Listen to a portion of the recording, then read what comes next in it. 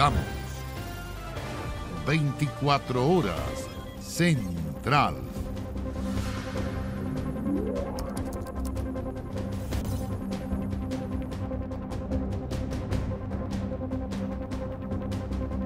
¿Qué tal? ¿Cómo están? Buenas noches, bienvenidos, bienvenidas a las noticias. Comenzamos con la reunión bilateral que se realizó hoy entre el actual ministro de Hacienda, Rodrigo Cerda, y su sucesor, Mario Marcel, la cual terminó con polémica.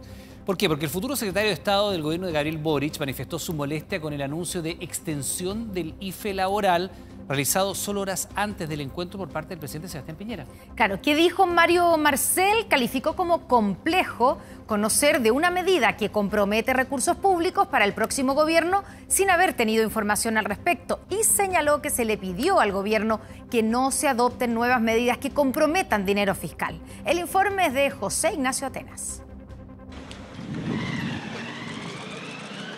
Acompañado por el futuro equipo de Hacienda, pasada las 4:30 de la tarde, sin corbata, al más puro estilo del presidente Gabriel Boric, Marcel ingresaba a Teatinos 120, la que será su sede a contar del 11 de marzo, una estadía que por este martes duró cerca de 2 horas, luego de reunirse con Rodrigo Cerda. Un intercambio de información sobre temas institucionales, sobre temas relacionados con las distintas tareas que desarrolla el Ministerio de Hacienda, agenda legislativa que está en trámite, orientaciones generales del presupuesto. La reunión creo que es algo extensa, pero creo también es de las primeras reuniones que vamos a tener. Creo que obviamente hay temas que en esta carrera es necesario ver con más detalle y seguramente los vamos a ir viendo más adelante. Reunión protocolar para una cartera que juega un rol fundamental en cualquier gobierno y que siguió horas después de que el presidente Sebastián Piñera anunciara la extensión del IFE laboral.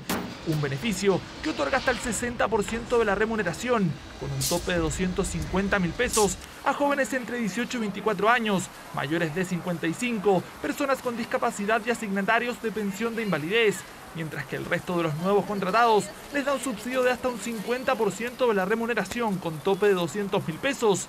A eso se suma la extensión por el mismo periodo del subsidio Protege.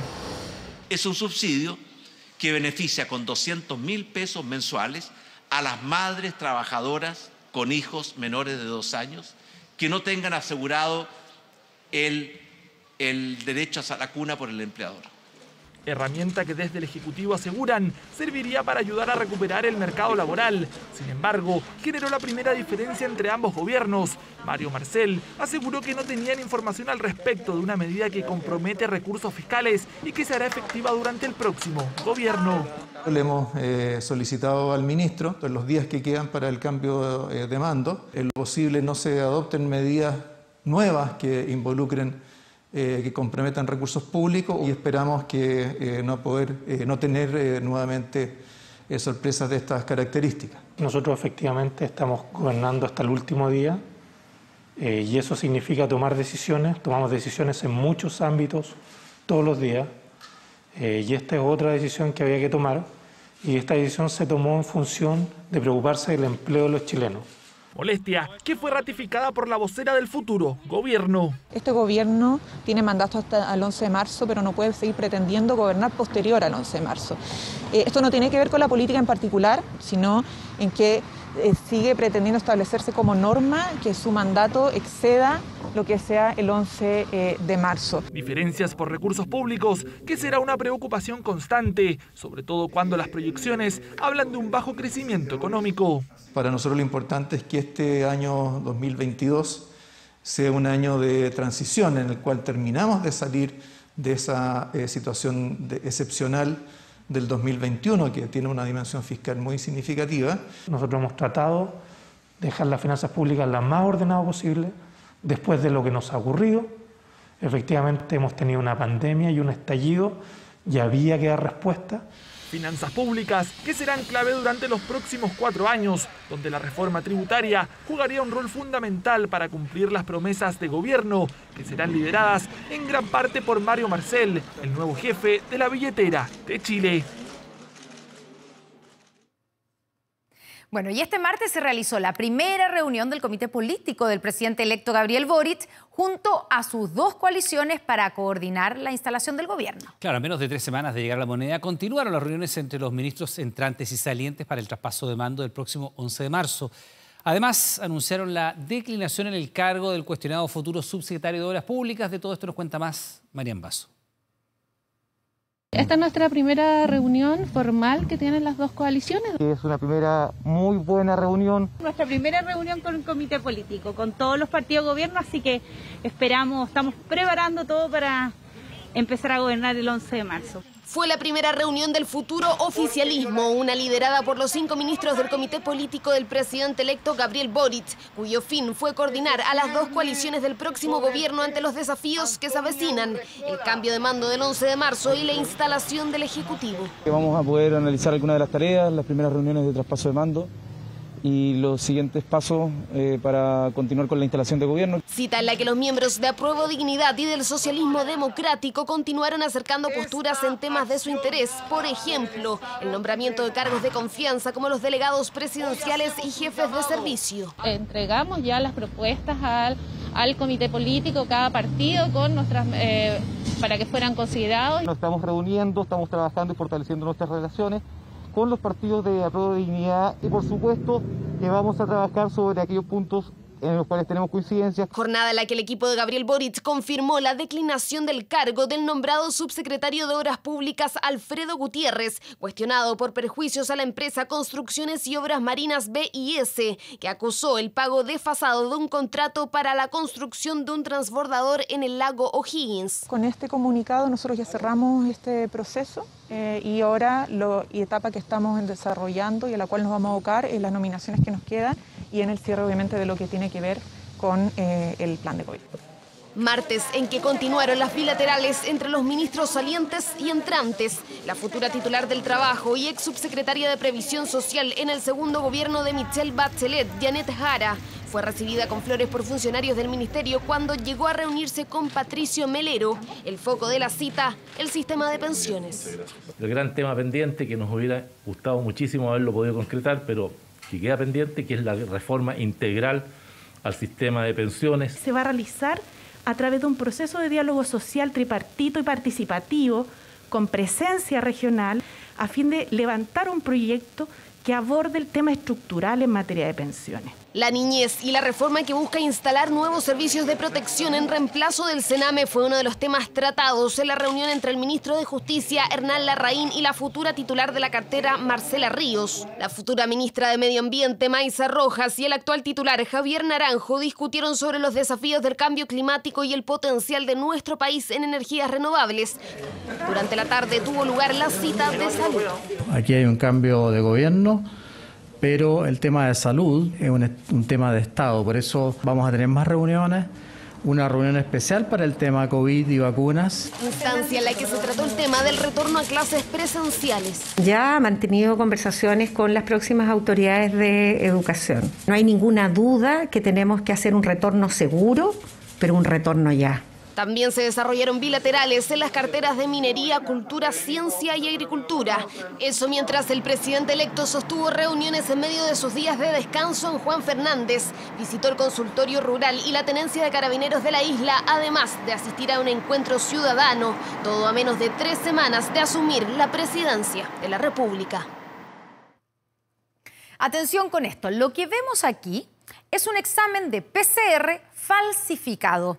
Era el documento por el que migrantes irregulares pagaban 120.000 pesos a una verdadera mafia que los ofrecía en la calle para que pudieran viajar desde Iquique a Santiago. Anoche 37 ciudadanos extranjeros fueron descubiertos por carabineros al fiscalizar un bus. Lo que vamos a escuchar ahora es una breve conversación que evidencia lo simple que era obtener un pasaje más un PCR falso afuera del terminal de Iquique. Me dijeron que por aquí se la movía para poder irse a... Sí. ¿Cuántos son? 3. 3, no tienen papel, no tienen PCR. No tienen nada. El pasaje para allá vale 120. Era solo cosa de tener la plata y listo. Se obtenía el documento fraudulento, tal como lo demostró el matinal Buenos Días a Todos. 120, me tienen que dejar la cédula de los 3 y yo me encargo de todo lo que es pase legal. Tengo un autobús que sale ahorita a las 10, si en tal caso que vengan hoy. Una de las condiciones sanitarias para cualquier persona que pretenda viajar desde la región de Tarapacá a Santiago es tener un test negativo de COVID. Aquí un grupo desconocido los vendía en la calle como si nada. O sea, me pagan aquí, hacemos todo aquí, como no pueden estar... la movida la haces tú. Sí. Ah, ya, buena. Y aquí yo los llevo para el terminal y del terminal directamente lo monto en el bus. Y lo ofrecían principalmente a migrantes irregulares, quienes buscaban abandonar Iquique para viajar a Santiago. Pero esta vez, Carabineros sorprendió un bus en que 37 pasajeros extranjeros viajaban con PCRs falsos. No van a poder viajar porque los PCR son falsos. El Ministerio Público, el fiscal de turno, nos acaba de comentar que la figura es una denuncia que vamos a hacer por adulteración de instrumento privado. ¿Dónde lo compraste? Acá en la calle, te lo ofrecen. En la calle, te ofrecen. Ajá. ¿Qué te dicen? Si quieres ir a Santiago y no tienes los papeles. Y te dan los PCR, te dan tus papeles y todo y listo. Sí. Solo con quienes embarcaron en un bus, los falsificadores obtuvieron una ganancia cercana a 4,5 millones de pesos. Todos los extranjeros que estaban viajando con dirección a Santiago presentaron el mismo formato de PCR, el cual contenía algunos elementos que eran anómalos. Esto principalmente por timbres de algunas organizaciones del Estado que estaban avalando el PCR negativo. Obviamente vamos a llegar a las últimas consecuencias para sancionar a estas personas, ¿no es cierto?, que están haciendo un mal uso de estos certificados, obviamente con las sanciones que puede hacer Salud o la misma Fiscalía. Es parte de una red que lucra aprovechándose de esta crisis migratoria y los principales perjudicados son ellos, que finalmente perdieron todo ese dinero. Habían entrado al país desde Colchane, comuna limítrofe con Bolivia, donde se sigue trabajando en la zanja que divide ambos territorios. Esta excavación fue hecha hace 5 años con el fin de evitar pasos clandestinos. Tiene una longitud de 600 metros, pero claramente desconocidos la han intervenido con elementos para facilitar el cruce de personas. De ahí esta mantención, que podría continuar con ampliaciones. Que requiere una mantención para llevarla a los 3 metros de profundidad. Una vez que terminemos con los 600 metros de mantención, no descartamos la posibilidad de seguir ampliando justamente esta zanja para poder seguir evitando el ingreso clandestino a Chile. Y en este sentido, ¿usted cree que si se trabaja en esta zanja se podría solucionar el problema migratorio? Por cierto, que a nuestro juicio todas las barreras físicas contribuyen a facilitar la labor que debe realizar Carabineros en la frontera para controlar el ingreso indiscriminado de migrantes. Desde que se publicó la nueva ley migratoria, solo en Colchane se han realizado más de 1000 reconducciones. Y respecto a lo de Iquique, donde se vendían indiscriminadamente PCRs negativos a ciudadanos extranjeros que buscaban viajar, por ahora no hay detenidos. Pero ya comenzó una investigación cuyo resultado podría tener novedades pronto con la detención de los falsificadores. Valen 120. Frontera Global. Bueno, la preocupación no hace nada más que escalar en torno al conflicto entre Ucrania y Rusia, el reconocimiento de parte de Rusia de un par de territorios separatistas ucranianos. ¿Qué va a pasar con Occidente? Estamos ya con Andrea Aguilar que nos cuente y nos explique un poquito lo que está viviendo en estos momentos el mundo con esta situación. ¿Cómo estás, Iván? Muy buenas noches. Sí, es prácticamente una tragedia lo que se vive en el Donbass para unos, pero para otros es el reconocimiento de Rusia. Es gente que vive hace 8 años y van en guerra. Esto no es nuevo para ellos, desde el 2014, en donde ellos se declaran como repúblicas independientes y estaban esperando desde ese punto que el gobierno de Vladimir Putin lo reconociera. Era el único reconocimiento internacional que les importaba. ¿Por qué? Porque Rusia es el que maneja ahí la gente compra en rublo y no en peso ucraniano, y ellos estaban esperando eso, pero para otros es prácticamente un drama porque implica que van a ser refugiados, que van a aumentar también todo el tema de los conflictos, porque recordamos que es una zona que de cierta manera vive en guerra hace 8 años, que tiene 14.000 muertos y es un conflicto que resurge después de que Vladimir Putin decide reconocer a estas 2 repúblicas populares, Lugansk y Donetsk, y finalmente de trazar una línea roja, ¿no? Vamos a ver ahora ese mapa para ubicarlo un poco y ubicar también a la gente en sus casas. ¿Cuál es el conflicto que se presenta acá? Vemos ahí claramente Ucrania, vemos a Rusia y vemos estas 2 repúblicas independientes. Andrea, solo para entender, porque es muy complejo para quien no ha estado en la zona, no conoce geopolíticamente la zona, lo que ocurrió, porque vimos celebraciones.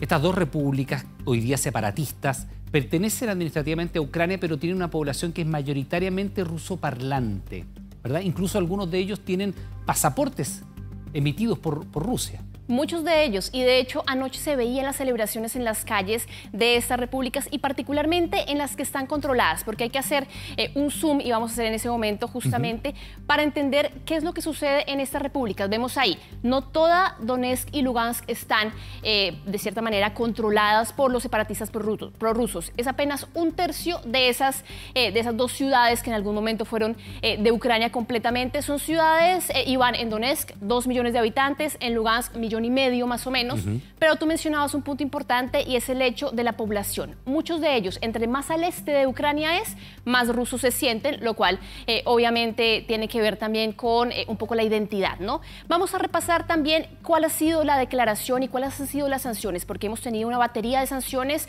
durante esta jornada, se ha tornado todo mucho más tenso con el reconocimiento de Vladimir Putin y ya los líderes europeos, Occidente y particularmente Estados Unidos impusieron duras sanciones en contra del Kremlin. Mire. Voy a comenzar a imponer sanciones mucho más allá de los que nosotros y nuestros aliados implementamos en el 2014. Y si Rusia va más allá con esta invasión, estamos preparados para ir más allá con las sanciones. Porque toda acción tiene una consecuencia y eso es lo que le fue advertido a Vladimir Putin. Su decisión de reconocer como repúblicas independientes a las regiones del este de Ucrania provocó que además de Estados Unidos, distintos países anunciaran sanciones contra el Kremlin.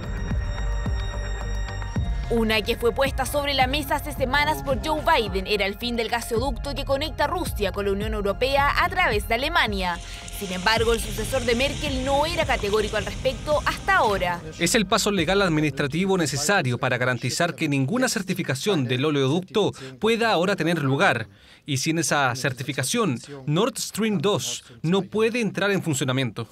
De esta manera, el canciller alemán anunció el bloqueo de la certificación de Nord Stream 2, una medida que atenta contra la economía de Europa, que ya se está viendo afectada con el aumento del precio del petróleo, del maíz y del trigo.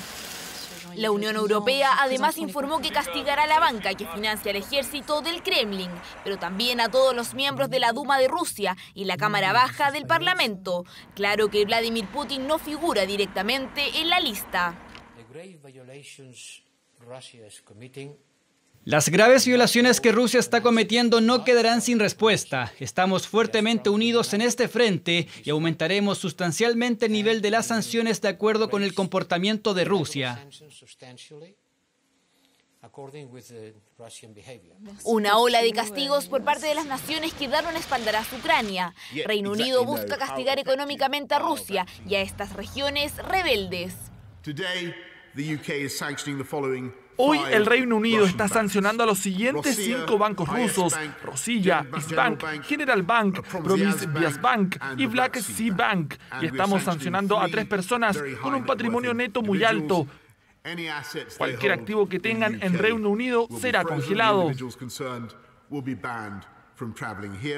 Entre los 3 multimillonarios está Boris Rotenberg, un amigo de la infancia de Putin junto a su sobrino Igor Rotenberg, copropietarios de SMP Bank, que suman entre ambos una riqueza de 3.300 millones de dólares.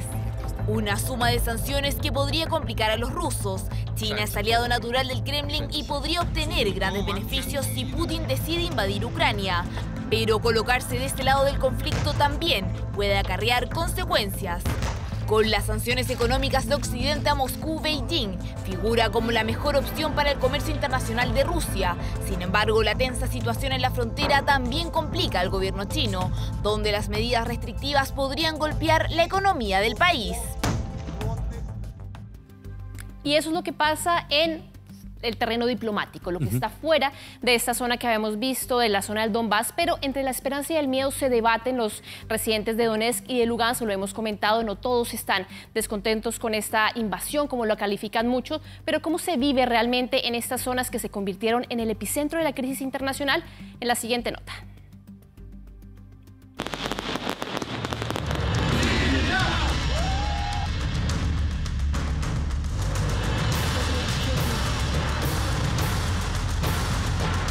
Las postales de los habitantes de Donetsk y Lugansk reflejan las distintas caras de una escalada militar que los ha dejado justo en el medio del conflicto.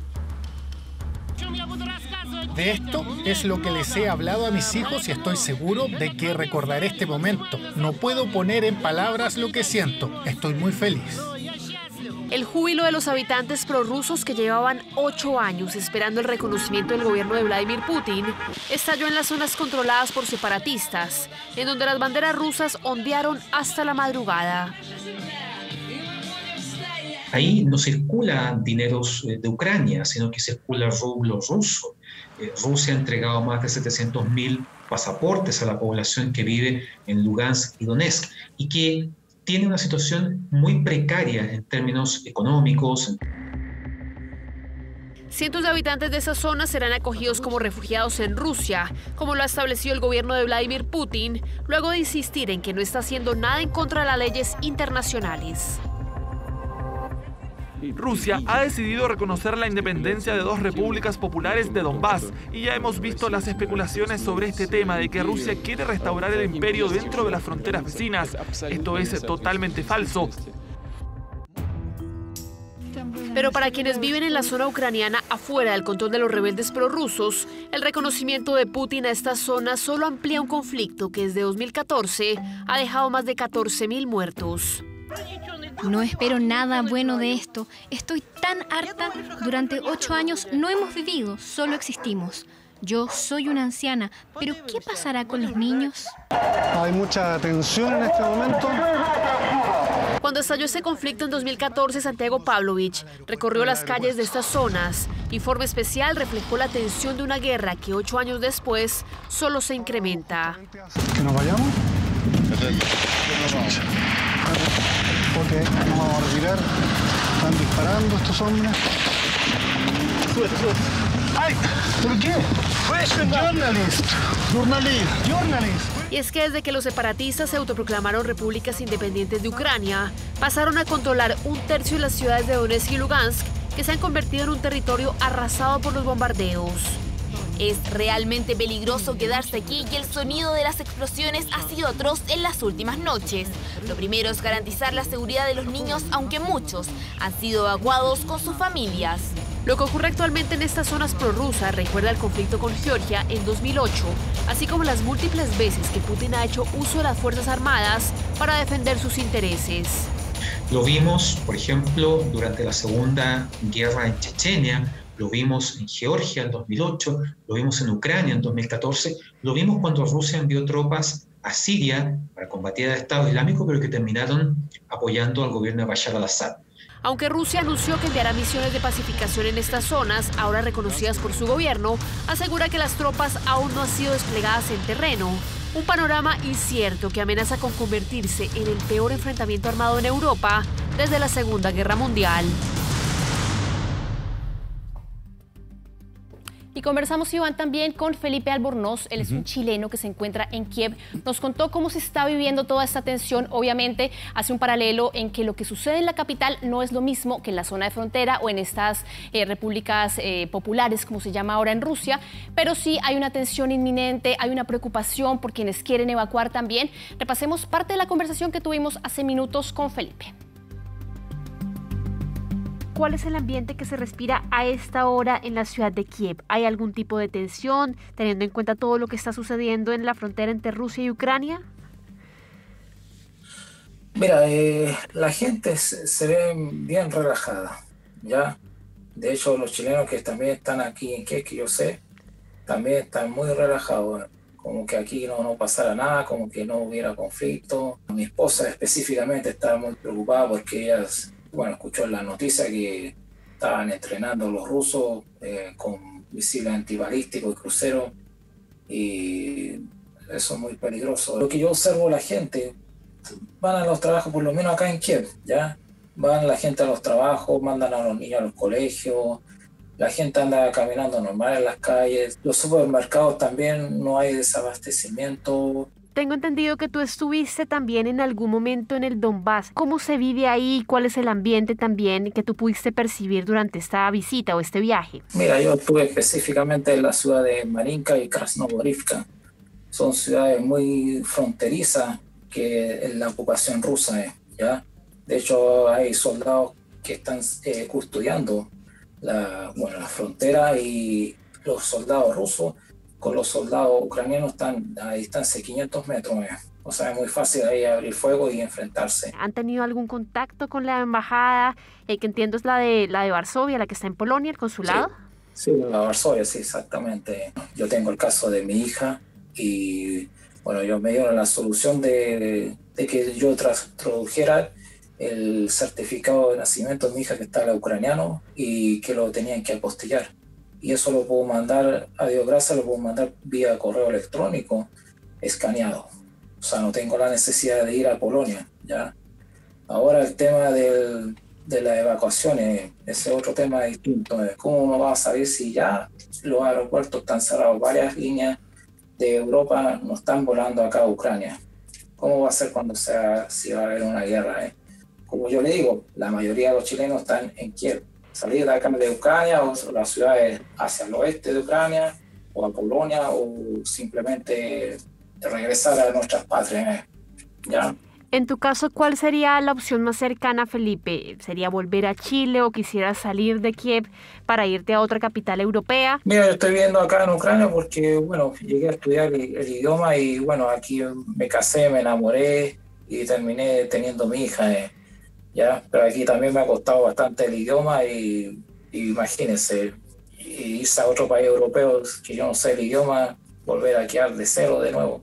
Prefiero regresar a mi país, obviamente, junto con mi esposa que está totalmente de acuerdo. Bueno, parte entonces, Iván, del drama que viven los chilenos, no solamente con nacionales, sino también desde otros países que están evacuando ya a sus ciudadanos ante la posibilidad de una guerra inminente que todavía no se concreta. Y esperemos que no se concrete, Andrea. Muchas gracias. Buenas noches. Que estén bien. Buenas noches.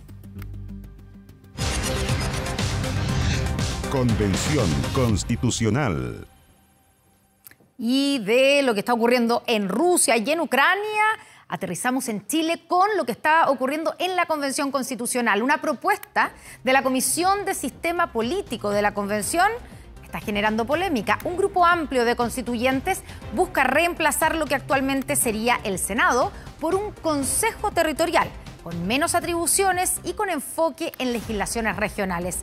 Flavia Cordela nos cuenta los detalles. Hace más de 30 años se construía el lugar en el que funcionaría el Senado de la República tras el retorno a la democracia. Esta tarde, los parlamentarios empezaron a llegar al edificio del Congreso Nacional de Valparaíso. Los senadores asumieron y han estado trabajando por décadas en el edificio, una imagen que en un futuro podría dejar de repetirse. Un acuerdo de la centroizquierda se materializó la noche de este lunes. Constituyentes desde el PC a la lista del apruebo plantearon la creación de un Consejo Territorial, un órgano paritario y plurinacional que para algunos sería el reemplazo del Senado. Transformar profundamente las estructuras políticas de nuestro país, de nuestro sistema político y particularmente transformar profundamente lo que hemos conocido en el Parlamento. Que va a dar lo que nosotros denominamos voz a los territorios o a estas regiones autónomas en ciertos aspectos y decisiones. No puedo estar de acuerdo con un consenso, con un acuerdo donde se hace exclusión absoluta de los principios e ideas de la centroderecha. El Poder Legislativo ya no estaría compuesto por la Cámara de Diputados y el Senado, sino que por un Congreso plurinacional, donde se tramitarían todas las leyes. A ellos se sumaría un Consejo Territorial que reemplazaría al Senado, pero donde solo se abordarían leyes de acuerdo regional, presupuestarias y constitucionales. Dos órganos que participan del proceso legislativo.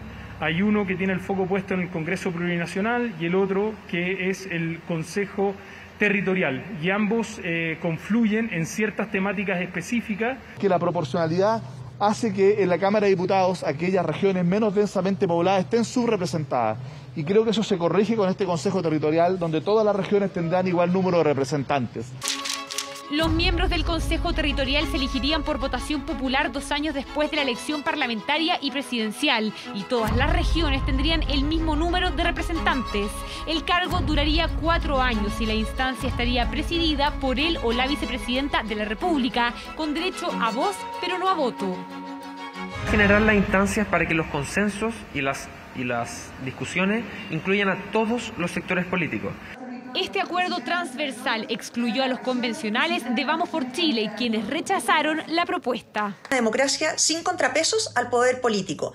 Ya lo vimos cómo eliminaron el poder judicial y lo transforman en un sistema de justicia, y ahora buscan eliminar el Senado y el rol que ejerce de contrapeso y de control al poder político. Justamente el Senado, que es quien mejor los representa, se va a eliminar. Es decir, se le van a quitar muchísimas atribuciones importantes.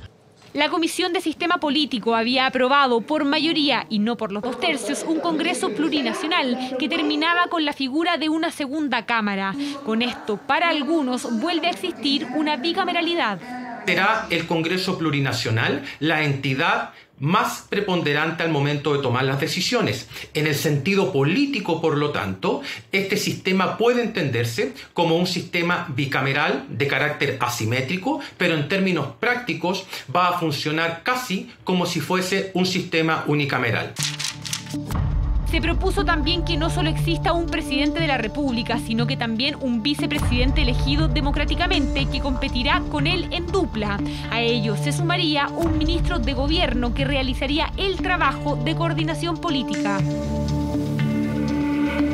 Todas estas propuestas deberán ser votadas por el Pleno de la Convención el próximo 11 de marzo y lo que se apruebe por 2/3 o más quedará escrito en el borrador de la nueva Constitución. Bueno, ¿y qué ha pasado hoy en la convención? ¿Qué artículos se han aprobado en las comisiones de Medio Ambiente y Derechos Fundamentales? Nos cuenta de todo eso Valentina Reyes desde el ex Congreso en el centro de Santiago. ¿Cómo estás, Valentina? Buenas noches. Hola Connie, ¿cómo estás? Muy buenas noches. Son muchas las instancias de trabajo de la convención. Una parte es lo que nos contaba Flavia Cordela, pero claro, Medio Ambiente y Derechos Fundamentales tuvieron votaciones. Las normas aprobadas ahí van al Pleno de la convención. Y preparamos unas gráficas para contarles lo que se aprobó en Derechos Fundamentales, que con 12 horas de trabajo logró aprobar 3 artículos. Uno de ellos habla del derecho a la libertad de conciencia, pensamiento, creencias, cosmovisión y religión. Dice dentro de esta norma, nadie será objeto de medidas coercitivas que puedan menoscabar su libertad de tener o adoptar la religión o las creencias de su elección. Y también esta comisión, la Comisión de Derechos Fundamentales, aprobó la norma de derecho a la libertad de expresión. Dice, toda persona tiene derecho a la libertad de emitir opinión y de informar en cualquier forma y por cualquier medio. Pero nuevamente es un artículo extenso y destacamos una de las partes de los párrafos que se aprobó que señala que estará prohibida por ley la negación o justificación de las violaciones graves, masivas y sistemáticas a los derechos humanos.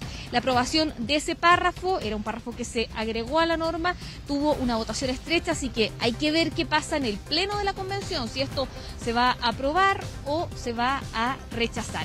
Lo otro que los decíamos, Medio Ambiente también aprobó normas relativas al derecho de la naturaleza y, por ejemplo, estableció que la actuación del Estado y las personas frente a la acción climática debe tener una responsabilidad. También normas donde se establece que el Estado debe velar y garantizar la protección a la biodiversidad. Parte del trabajo de la Convención, normas que deben ir al Pleno dentro de las próximas jornadas. Y por último, comentar que este jueves y viernes se reúne el Pleno de la Convención para votar las normas y el trabajo de la Comisión de Sistemas de Conocimiento, Patrimonio, Cultura. Eso al finalizar esta semana, Connie.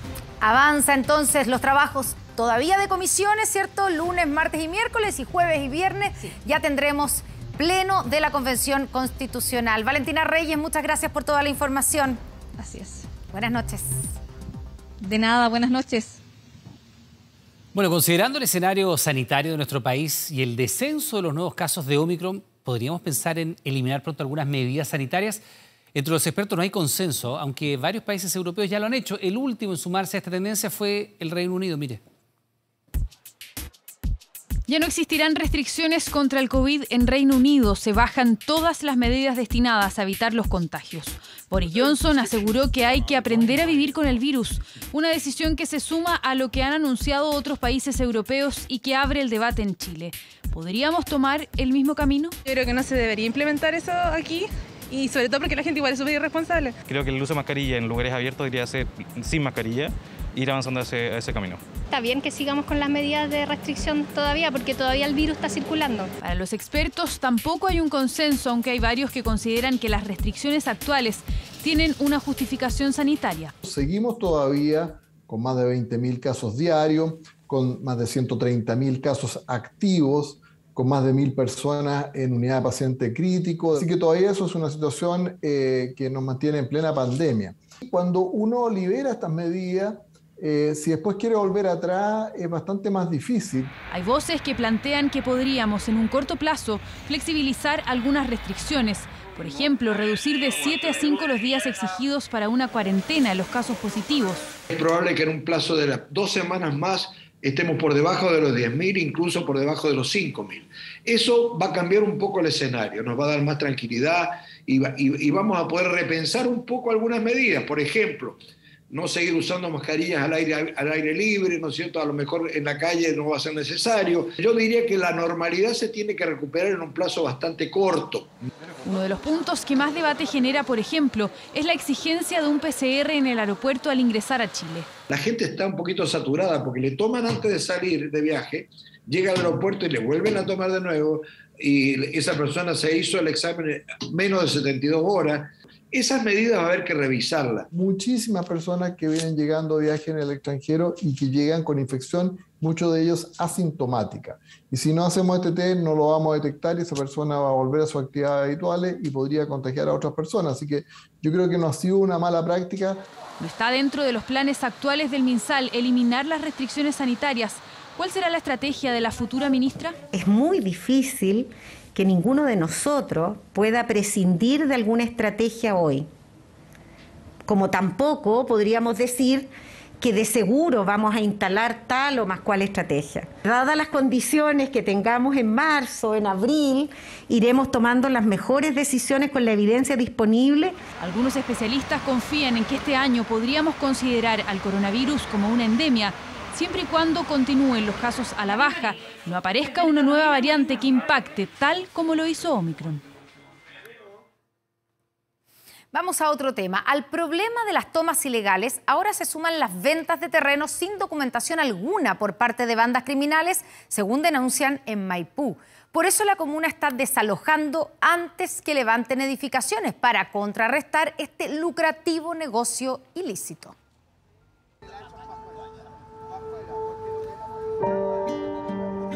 Por ejemplo, ahorita no hemos comido nada porque si salimos entonces se puede meter otra gente y agarrarnos el pedacito que hemos agarrado. Joralis caminó por 5 meses desde Venezuela junto a su esposo e hijo de 1 año y medio. Cuenta que entraron por un paso no habilitado en Colchane para luego en bus llegar a Santiago. Ahora se encuentra en este terreno de Maipú, en camino a Melipilla con Santa Marta. Un grupo de 30 personas se tomó el lugar. A pesar de los desalojos, vuelven a instalarse por una razón. Nosotros tenemos aquí como 5 días, nos toca dormir en carpa, entonces viene otra gente y se quiere meter así a lo macho. No, que este pedazo está solo y yo me voy a meter así porque yo soy malandro. Hay ciudadanos bolivianos, venezolanos, colombianos y también chilenos. Llegaron con carpas, pero pretenden contra el tiempo levantar techos. Dicen que si se van, otro grupo se tomará el lugar para luego lucrar con el terreno. Hay una persona que se instala, después viene otro comprador, le dice, ¿cuánto me vendes el pedazo? Se lo vende. Y aquí nosotros no queremos eso, porque allá en el otro campamento sí existe eso. Y a mí me han amenazado de muerte igual allá en el otro campamento, por lo mismo porque yo hablo. Porque a mí no me gusta igual eso, que sean aprovechadores. Yo vivo allá, donde hay mafia, donde hay tiroteo. Soledad viene de esta otra toma, el campamento El Esfuerzo ubicado a los pies de la autopista del Sol también en Maipú. Cuenta con electricidad, agua e incluso casas con 2 pisos. La información de ventas en estos terrenos también está en manos del municipio. Por eso ahora la estrategia es desalojar antes que comiencen las edificaciones. Se están poniendo terrenos a la venta mucho más baratos de lo que puede ser una vivienda, pero nosotros hemos escuchado precios de hasta 400, 500 mil pesos. Hoy el esfuerzo no está en desalojar familias, sino que en cortarle el negocio a bandas inescrupulosas que venden terrenos que no les pertenecen para lucrar con las personas más necesitadas, que son aquellas que no tienen dónde dormir. Se trata del negocio de terrenos que no les pertenecen, tratos de palabra sin documentación de por medio. Esta toma está ubicada a metros de una villa. Hay molestia en este sector residencial. Alguien tiene que ser dueñado y empezar a vender los terrenos, pues. Uno no sabe, digamos, con quién convive. Yo llevo acá viviendo del 2007 en la villa. Sé que hay una persona que no es dueña, pero sí tiene como a cargo el lugar. Se sabe que se venden los espacios a las personas extranjeras. El drama de los sin casas y las tomas se repite en la comuna de Santiago. Este martes se desalojó una casona ocupada por al menos 13 personas desde 2011. Ahora será usada como albergue y centro médico para gente en situación de calle. Las notificaciones para el desalojo de este inmueble o para que las personas hicieran abandono voluntario de los inmuebles datan desde el 2016. Con la finalidad de que salgan en forma voluntaria. Ellos no acceden a esta situación.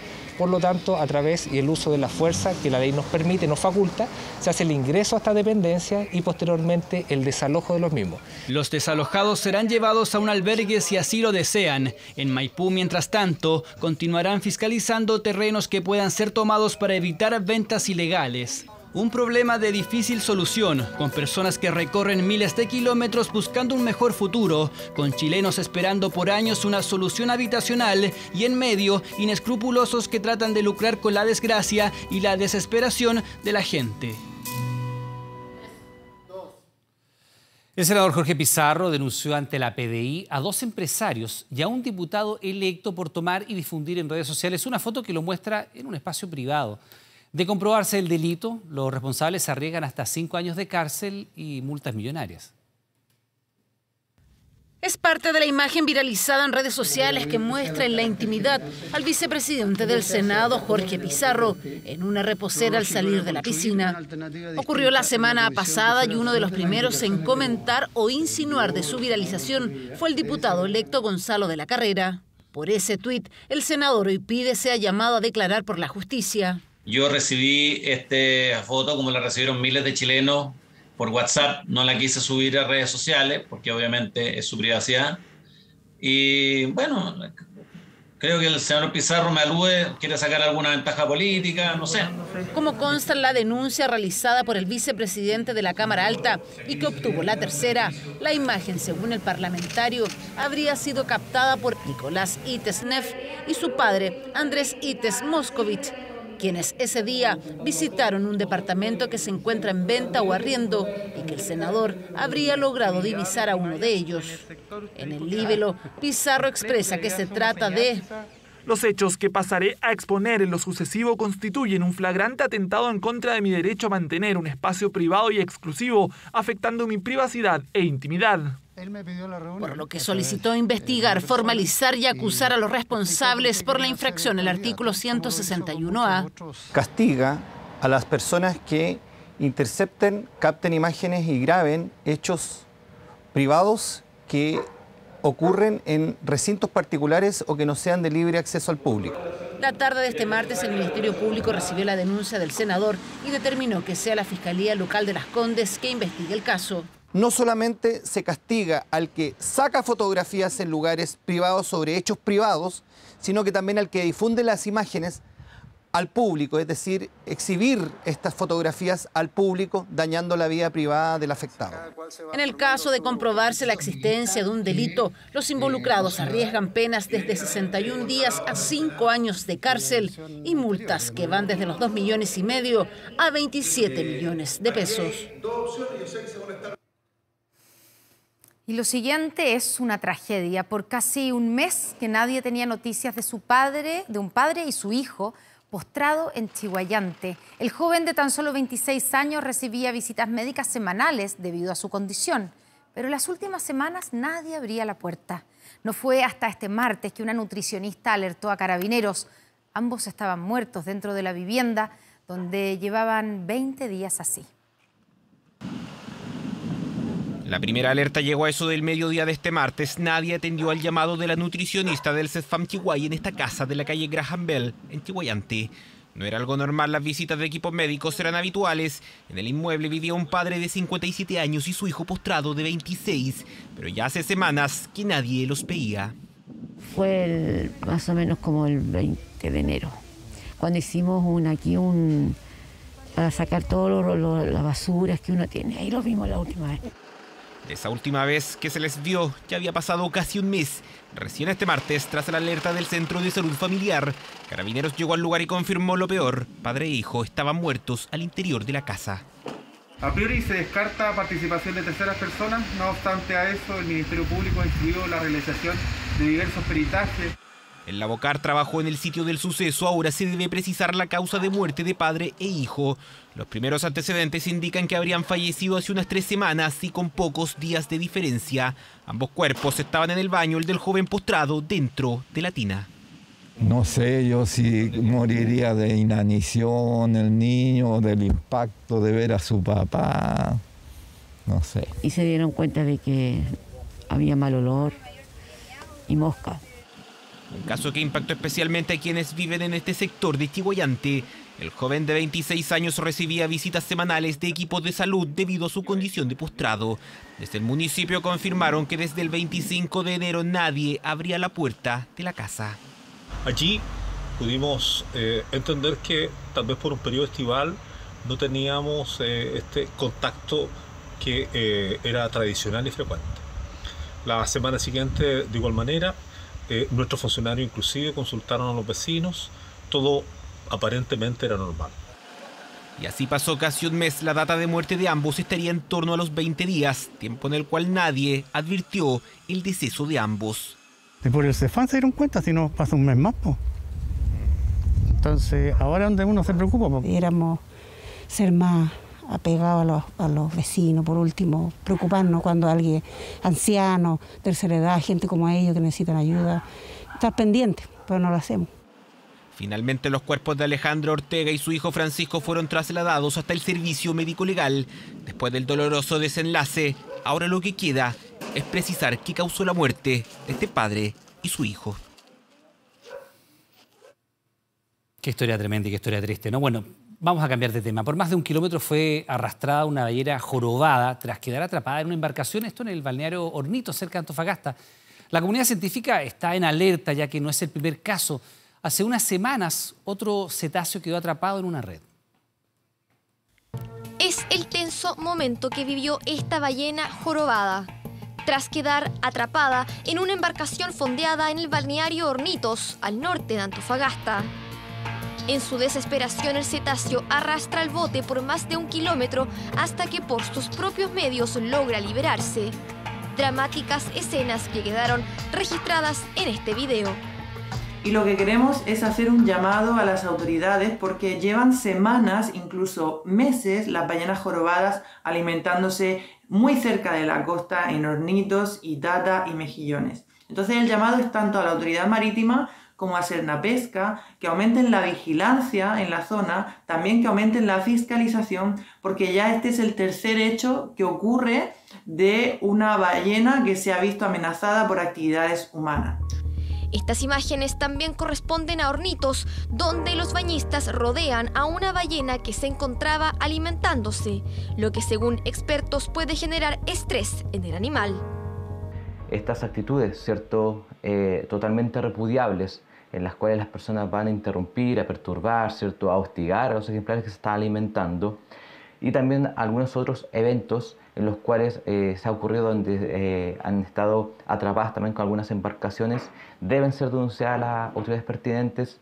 Por favor, trate de no acercarse, de no acosar, de no establecer una distancia forzosa entre los ejemplares y las personas o las embarcaciones, ya que esto podría perfectamente desembocar en un varamiento indeseado.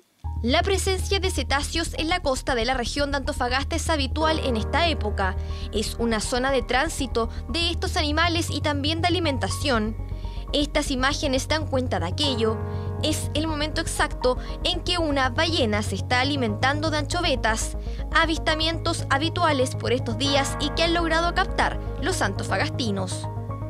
Hace unos meses empezamos con el registro de estas.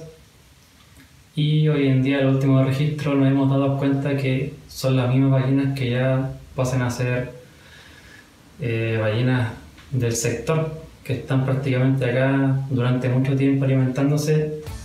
Sernapesca se encuentra monitoreando estos hechos frente a la masiva llegada de cetáceos a la costa de la región, pero que ven amenazada su vida por la presencia humana.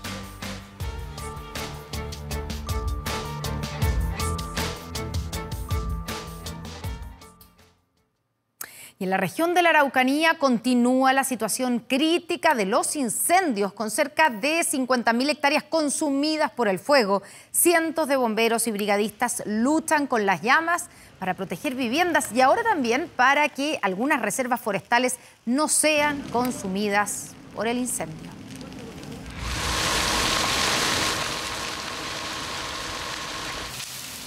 Sí, pues, venía un ventorral que no se podía soportar. Yo me puse para ir para arriba a hacer un cortafuego, que el fuego se vino de un viaje para acá y por este otro lado. Ahí mi hermano sacó la carreta, se le quemó y así empezó con todo para acá, arrasó con todo. Desesperada acción de los afectados. Esta familia que por años vivía en el sector San Vicente, en Padre Las Casas. El fuego, en cosa de minutos, arrasó con todo, hasta con su cosecha de miel, unos 500 kilos que estaban en estos tambores, lista para venderse. Cocina, cama, todo no era nuevo que hemos tenido, pero todo se quemó. Una casa y un galpón donde guardaba trigo, fardo. Guardaba trigo, fardo, leña, todo se quemó. Todo se quemó. Y justo estaba en la cosecha de miel. Sí, justo la cosecha de miel, todas esas cosas que tenía él. Y justo iba a comprar un envase, ayer fue a Temuco y compró esos envases, se quemó todo junto, todo, no quedó nada.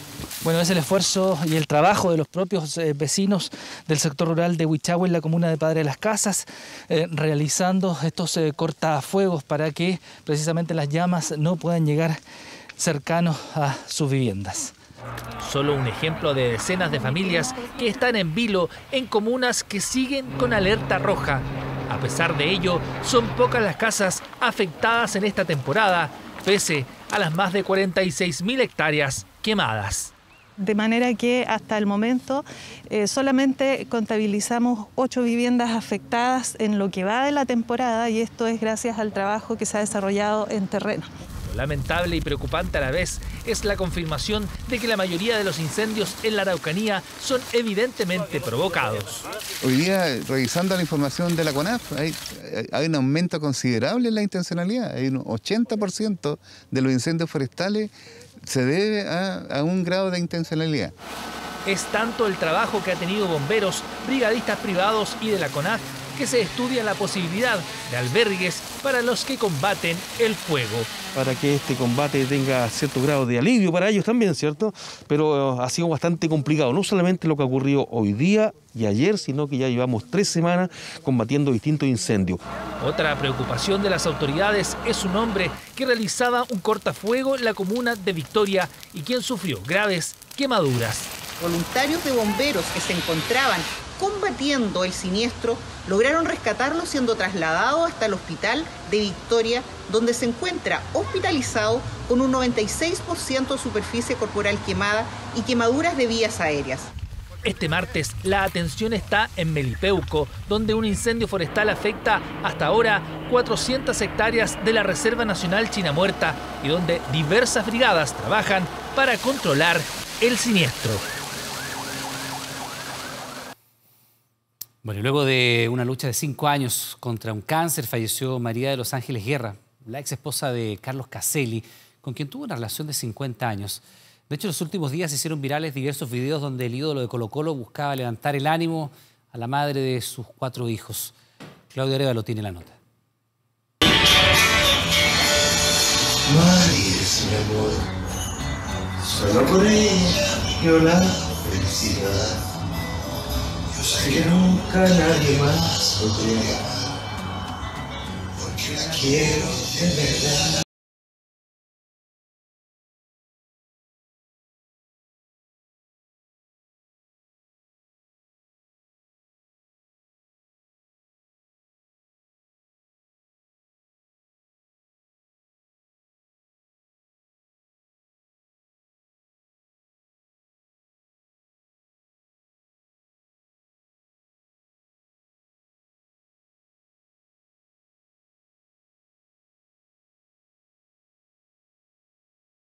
Caselli. Mi mamá luchó 5 años contra un cáncer El primero le ganó, el segundo también se lo ganó y el tercero ya fue fulminante, una leucemia severa. En el 2018, María de los Ángeles comenzó su tratamiento contra un cáncer a la columna del que se recuperó hasta una recaída a fines del año pasado. Sus más cercanos hablan del optimismo de la matriarca de la familia Caselli Guerra, incluso en los momentos más aciagos. Un ser muy maravilloso, tenía un muy buen sentido del humor. Ella siempre hablaba y siempre estaba en primer lugar su familia. Igual salta. En una patita. Salta. Peña costado.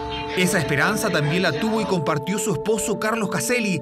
El ídolo de La Roja y Colo-Colo canceló participaciones en programas televisivos para priorizar el tratamiento de María de los Ángeles y su tiempo se condicionó a la enfermedad de su esposa. Ya en octubre, como les decía antes, encontraron este nuevo cáncer que ella lo mantuvo como que era un tratamiento más solamente. Mi viejo dijo, no, yo dejo todo de lado y en este momento acompañó a mi mamá hasta su último suspiro literalmente.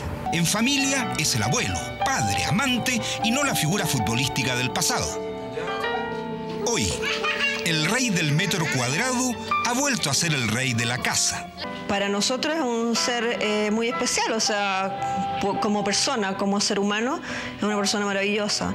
Se conocieron en el 72 y en 10 meses ya estaban casados, un amor fulminante. Él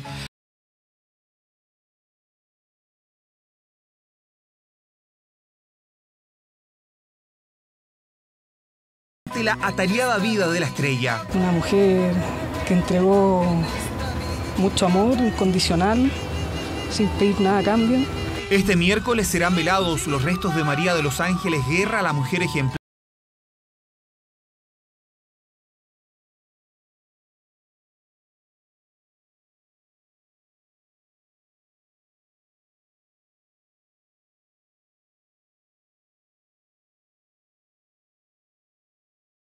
a la compañera de 50 años. Le mandamos a nombre de TVN un abrazo grande al querido Carlos Caselli y a toda su familia. Vamos a otras noticias. En Valparaíso, cámaras de seguridad pudieron captar un violento asalto a un conductor de un microbús. Este hecho se suma a otros 2 asaltos con similares características. En este, la víctima terminó con una puñalada en un brazo. Yo veo por el espejo que lo tenía aquí encima mío con un cuchillo en el cuello. Yo le dije, ya de todo, si no tenéis para qué hacerme daño. Siguió amedrentando, verbalmente, agrediéndome y me apuñaló. Pero nada. Fueron segundos de terror donde a Gonzalo no le quedó más opción que entregar el dinero. Violento registro que fue captado por las cámaras de seguridad de esta micro en Valparaíso. 150.000 pesos, el botín que para este delincuente no habría sido suficiente. Finalizó el ataque con una certera puñalada en el brazo. Al tener 3 tendones operados me limitó como para salir rápidamente. Pero a lo mejor le agradezco a Dios porque a lo mejor hubiera sido distinto si lo hubiera enfrentado, yo creo. Tercera agresión en menos de 2 semanas. Desde el gremio afirman sentirse inseguros. Manejar hasta altas horas de la noche o manipular el dinero recaudado en cada vuelta son situaciones que hoy podrían costarles la vida. Cada vez son más los choferes que optan por no conducir micros. Nuestra única seguridad vendría siendo este fierrito que se utiliza para que la gente se afirme cuando se sube. No le cuesta nada, o agredirte una patada, tirarte un combo, apuñalar, hacer cualquier cosa. Se suben 2 o 3, pero uno no puede hacer nada, porque si no, como ahí le pasó al colega y le pega una puñalada. Situación que llevó a la Confederación Nacional del Transporte Público de Valparaíso hasta la delegación provincial. Señalan que a diario se enfrentan a peligrosas circunstancias y viralizados registros lo demuestran. No solo robos, también está la agresividad de quienes, por ejemplo, se suben sin mascarillas. No descartan un llamado a movilización. A seguir trabajando normalmente como está ocurriendo, a no ser de que el día jueves, en esta reunión que tengamos con el jefe zonal, cambien las condiciones. Encontrar medidas para proteger a los conductores, de alguna tipología de delito que se ha repetido en los últimos meses en la región, de asalto a los microbuses, y han aparecido muchas iniciativas de coordinación, de trabajo en conjunto. Por ahora, las reuniones entre las autoridades y el gremio esperan llegar a buen puerto en materia de seguridad, para que situaciones como las de Gonzalo no vuelvan a ocurrir. Trabajadores que hoy exigen realizar sus labores tranquilos y no terminar en un hospital. Bien, pues recordamos que a partir de las 22 horas, Televisión Nacional de Chile está autorizada para transmitir programas para mayores de 18 años. Luego de prácticamente 2 años sin poder trabajar, el transporte escolar va a volver a funcionar con normalidad, pero van a tener que cumplir con una serie de disposiciones sanitarias, mientras que algunos colegios ya entraron a clases y acomodan sus protocolos para la enseñanza 100% presencial. Protocolo de ingreso, toma de temperatura y de ahí a la sala para escuchar las primeras instrucciones. El uso de la mascarilla es obligatorio. No pueden compartir su colación y lo más importante, el tema de la distancia. Todavía falta poco más de una semana para el inicio oficial del año escolar, pero algunos colegios ya comenzaron las clases. Es el único niño en la casa, entonces no tiene con quién más jugar, se aburre. Mamá, estoy aburrida, mamá, estoy aburrida. Y él estaba feliz, él quería puro entrar al colegio. Pero es un poco contradictorio también porque el tema de que no haya aforo ahora. Entonces, y como que nos vemos por ese lado un poco obligados. Pero al menos él está contento. Y sin dudas, los más entusiastas eran ellos.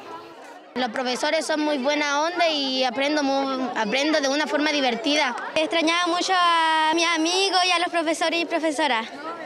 ¿Te ha gustado volver a clase? Sí, porque me gusta estudiar, puedo estar con mis amigos, puedo jugar con ellos, porque no los podía ver hace mucho. Este martes, cerca de 1000 estudiantes regresaron a las aulas en 7 establecimientos de La Serena y Coquimbo. Tenemos casi la mitad del alumnado. Nosotros tenemos alrededor de 440 niños y la verdad es que llegaron muchos niños hoy día. No pensábamos que iban a haber tantos. Y los papás están súper entusiasmados porque esto faltaba, la presencialidad. Es súper fundamental, ya que no solo para que los niños puedan estar en compañía de sus compañeros, ¿cierto? También porque fortalece el desarrollo social. Un regreso que se da en medio de las críticas que ha recibido el protocolo del Mineduc para el regreso a clases. El Colegio de Profesores indicó que las disposiciones no se pueden aplicar en todos los establecimientos del país. El protocolo presentado por el Ministerio de Educación para iniciar la presencialidad es absolutamente insuficiente, pero además pone en riesgo la salud de nuestros estudiantes. Esto porque no considera aforos al interior de los espacios escolares. El protocolo fue presentado hace una semana, pero desde el Mineduc aseguran que no sufrirá modificaciones. La seguridad al interior del aula no es la única preocupación por estos días. Lo importante es que cada persona que vaya a contratar un transporte escolar, insisto, tiene que estar autorizado por el Ministerio de Transporte, porque lamentablemente los vehículos informales no cumplen con las normas de seguridad, no están cumpliendo con los protocolos. Al cumplimiento de las condiciones técnicas, ahora los transportistas escolares deberán seguir una serie de medidas sanitarias al interior del vehículo. El vehículo debe estar sanitizado todos los días y los inspectores van a estar verificando que eso suceda. A que tomemos conciencia que este es un trabajo en equipo. Es un círculo en el que si todos nos cuidamos vamos a lograr hacer las cosas bien. Y para eso nosotros nos hemos preparado, nos hemos capacitado en distintas cosas. Los transportistas deberán registrar a todos los niños y niñas que se suban al vehículo. El uso de mascarilla será obligatorio y estará prohibido el consumo de alimentos. Medidas que buscan proteger a los estudiantes en un año en que las clases volverán a ser 100% presenciales. Con el auspicio de Seguros Falabella, presentamos 24 horas Deportes. No quiero poner un tiempo porque se lesionó el ligamento del tobillo. Podrían ser 4, 6, 8, 10 semanas. No lo sé. 24 y 29 de marzo son los dos últimos partidos de Chile por las clasificatorias. Uno en Brasil frente a los locales y el otro acá en nuestro país ante Uruguay. La preocupación es que Brereton, la nueva gran figura de esta selección, está lesionado. Desde Inglaterra llegan informaciones con poca precisión. No hay certezas. Y esas incertezas, ¿a qué nos conducen? A que es muy probable que Brereton no esté en esta última jornada doble clasificatoria para Qatar. Brereton Diaz. He's worked the angle. Johnston right behind it.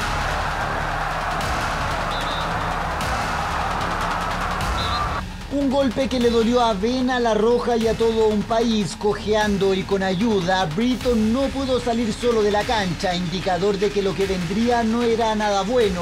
Pasaron 8 días para que el impacto fuera total. Ben se lesionó los ligamentos del tobillo, así que no lo veremos es difícil definir un tiempo. Una frase que retumbó en el Blackburn Rovers y también en Juan Pinto Durán. La incertidumbre se apoderó del diagnóstico del anglo chileno. Ben estará listo cuando tenga que estar, por lo que seguiremos sin él en el torneo. A 30 días del choque contra Brasil, el panorama no es alentador para la selección. El delantero que tanto le había costado encontrar a las artes sufre con una dura lesión, la que aún no tiene tiempo de recuperación. Esperemos que no tenga un retroceso. Por el momento estará fuera por algunas semanas. Un total de 4 goles vistiendo de rojo, 2 de ellos en triunfos y un vigor que no había en el plantel hoy están en duda.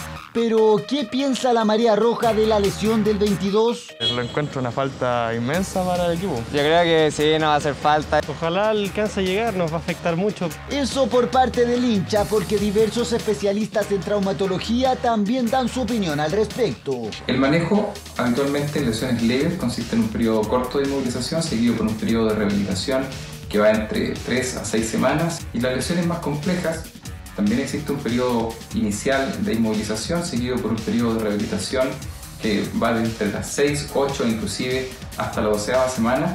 Los esguinces leves de tobillo grado 1 efectivamente pueden estar recuperados en corto tiempo, 1, 2 semanas. Grado 2, grado 3, ya hay daño de ligamentos. La recuperación de estos pacientes puede ser 4, 6, inclusive 8 semanas. Las Arty Mowbray se encomiendan a todas sus creencias para que ocurra un milagro, uno que recupere a Big Ben lo antes posible y pueda decir presente con su equipo y con La Roja, que ante Brasil se jugará la última chance de ir al Mundial de Qatar. Correcta la habilitación y correcto el empate. Así terminó este juego copero entonces por ronda de los 16 mejores para el Chelsea. Así va entonces la Champions imperdible acá en el deporte de 24 horas. Pero solamente hacer un llamado a los hinchas que mantengamos la compostura. Retornamos a nuestro país, porque existe la posibilidad lamentable de un superclásico sin público, por lo que estamos viendo en pantalla. Hay técnicos de la NASA viendo los meteoritos que cayeron sobre la cancha del Monumental el fin de semana reciente. Vergonzoso, es impresentable, entonces se perjudica el fútbol porque en 2 semanas más tenemos el superclásico y a lo mejor después del duro informe arbitral el Tribunal de Penalidades de nuevo sanciona a Colo-Colo y al Monumental lo que corresponde de acuerdo al reglamento. Y Juan Lara se reúne con los capitanes porque continúan lanzando algunos objetos. Es una lástima lo que pasó, que mantenga la compostura. Imágenes que marcaron el encuentro entre Colo-Colo y Audax Italiano. El informe del árbitro Juan Lara fue lapidario. El partido es detenido en 3 ocasiones debido al lanzamiento de objetos contundentes, poniendo en peligro la integridad física de los jugadores. Un informe que complica la presencia de público en el próximo partido de local del Cacique ante la Universidad de Chile en el fin de semana del 5 y 6 de marzo. Esperamos contar con ellos en todos los partidos. Como dices tú, ojalá se viene el clásico y podamos recibir algunos castigos, que ojalá Dios quiera no pase nada mayor. Sanciones que van desde una amonestación, multa económica, partidos sin público e incluso suspensión del recinto. Desde Estadio Seguro aclararon que no son hechos aislados. No nos favorece para nada, esperamos que no vuelva a ocurrir. No, por ahí el club no sé si tanto tiene que ver. Se detectaron falencias en las revisiones de los accesos, lanzamientos de proyectiles, teniendo un total de 7 carabineros lesionados. No es la primera vez que ocurren incidentes en el Monumental. En 2020, fuegos de artificio impactaron a Nicolás Blandi. Recibieron 3 fechas de castigo que fueron rebajadas a 1. Teniendo incidentes de pirotecnia. El principal responsable aquí es Colo-Colo. Acá el organizador de este espectáculo deportivo es blanco y negro, es Colo-Colo. Más atrás en el tiempo, en 2015, hinchas salvos lanzaron proyectiles y pañales a la banca de la Universidad de Chile. Blanco y negro tuvo que pagar 100 unidades de fomento. Eso de piedra.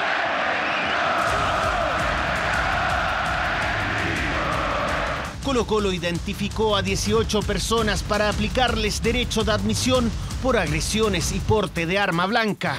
El próximo martes el club será citado al Tribunal de Disciplina para decidir si es que el Superclásico será una fiesta del fútbol o se jugará con las tribunas vacías.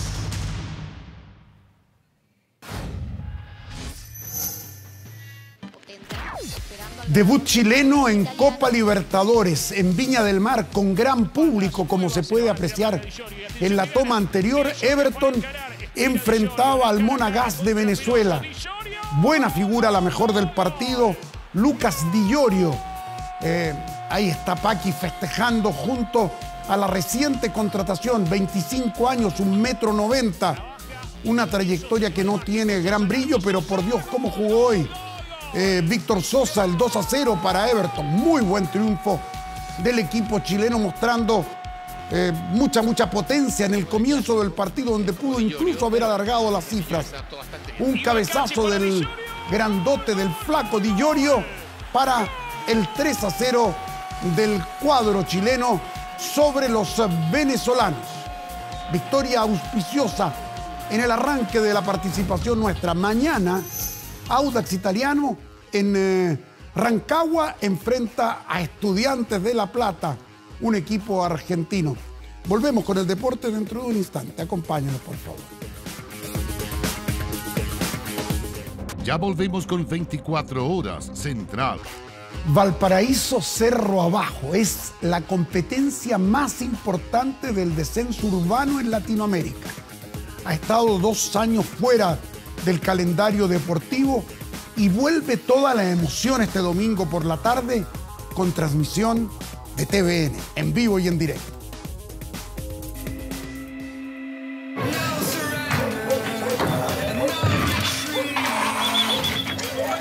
Vuelve la adrenalina y emoción a los cerros de Valparaíso. Luego de 3 años regresan los Riders a las calles del puerto en la edición 2022 del Valparaíso Cerro Abajo, la carrera más importante de Latinoamérica de descenso urbano que podrás ver por la pantalla de TV.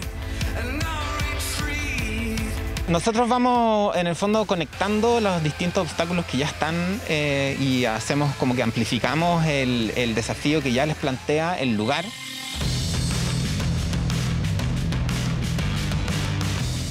Corredores que deberán sortear un recorrido ultra exigente, técnico y cargado al peligro. Todo para ir en busca de la gloria. El grado de dificultad es alto, y así lo señalan los corredores, es alto a nivel mundial, tanto por la exigencia y el alto nivel de los competidores convocados, como por la velocidad que van rápidamente agarrando. Aquí ustedes ven lo empinado que es y también lo complicado del terreno. En la pista una lucha épica de 2 campeones que van otra vez por la corona. El último y local, Pedro Ferreira, ganador de la edición 2019, ante el checo bicampeón 2017 y 2018, Tomas Slavik. Adrenalina a tope, que lo vivirás este domingo por la pantalla de TV. Encuentra el seguro ideal para tu auto con las super ofertas de Seguros Falabella, con un 20% de descuento por 6 meses.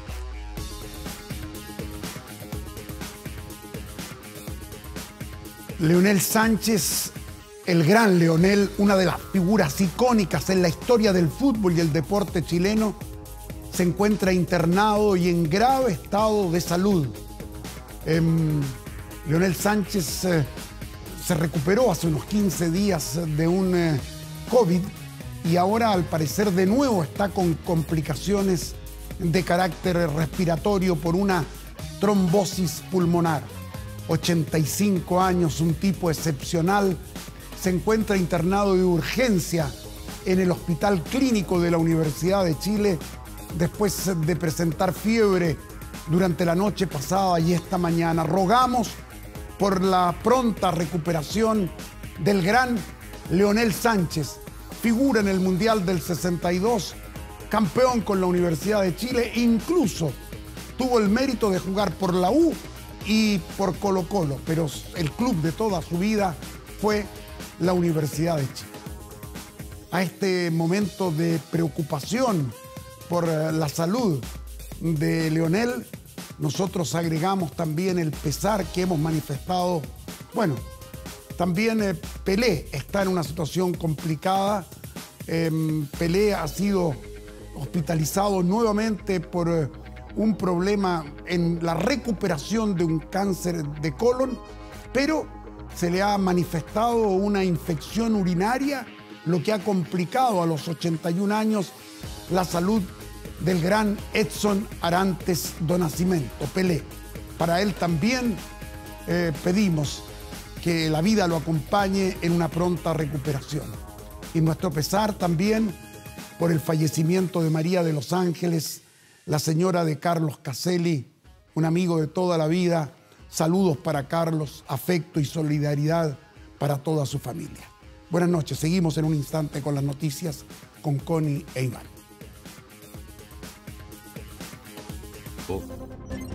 24 horas Central. Estamos de vuelta en las noticias. Un inédito convenio suscribieron Carabineros y Contraloría que pretende detectar posibles focos de corrupción y mal uso de recursos públicos. Claro, para la Policía Uniformada se trata de un hito en el proceso de modernización institucional y que busca además recuperar la confianza de parte de la ciudadanía. Para marzo de este año está programado el comienzo del juicio oral por el megafraude en Carabineros. Más de 30 imputados enfrentarán cargos por lavado de activos, asociación ilícita y malversación de caudales públicos por más de 28.000 millones de pesos. En otra causa, los ex generales directores Bruno Villalobos, Eduardo Gordon y Gustavo González se encuentran acusados de apropiarse de casi 200 millones de pesos provenientes de gastos reservados. ¿Cuál es el problema de la corrupción en realidad? El problema de la corrupción no es tanto que se pierdan recursos públicos, no es tanto que se mal use un determinado poder. El problema de la corrupción es que empieza a socavar las bases del sistema democrático. A los escándalos de corrupción se suman los graves cuestionamientos por el desempeño de Carabineros en el marco del estallido social. Denuncias por violaciones a los derechos humanos con múltiples casos de trauma ocular que derrumbaron la imagen pública de la institución. Los hechos graves que han ocurrido dañaron el alma del carabinero, nos dañaron en el corazón, que son los aspectos más importantes que tenía nuestra función de servicio, que era la confianza y la credibilidad. Con cerca de 60.000 funcionarios, Carabineros es la institución de orden y seguridad que cuenta con la mayor dotación y el presupuesto más alto para el cumplimiento de sus funciones. Para evitar actos de corrupción y garantizar el buen uso de los recursos públicos, la Policía Uniformada firmó un inédito convenio con la Contraloría, que facilita el acceso para el control de gastos e inversiones. Nadie se puede molestar por ser auditado, por ser controlado o fiscalizado en el ámbito de la gestión. Muy por el contrario, eso va a permitir rápidamente encontrar hallazgos, situaciones que estén desviadas y hacer las correcciones necesarias.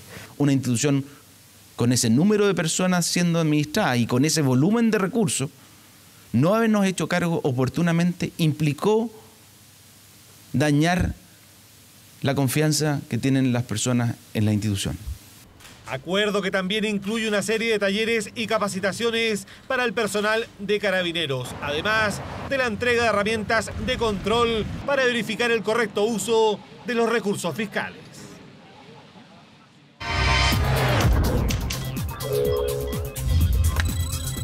...24horas.cl. Este martes fue anunciada la extensión del IFE laboral y el subsidio Protege, que se extenderán hasta junio de este año. En 24horas.cl le entregamos toda la información de cómo postular y cuándo son los periodos de pago. Revísalo en nuestro portal de noticias. Bien, pues estamos terminando 24 horas. Como siempre, le damos las gracias por estar junto a nosotros. La invitación es que siga nuestra sintonía, llegue el informe del tiempo y luego un nuevo capítulo de la teleserie Todo por mi familia. Que tenga buenas noches. Que descansen. Hasta mañana.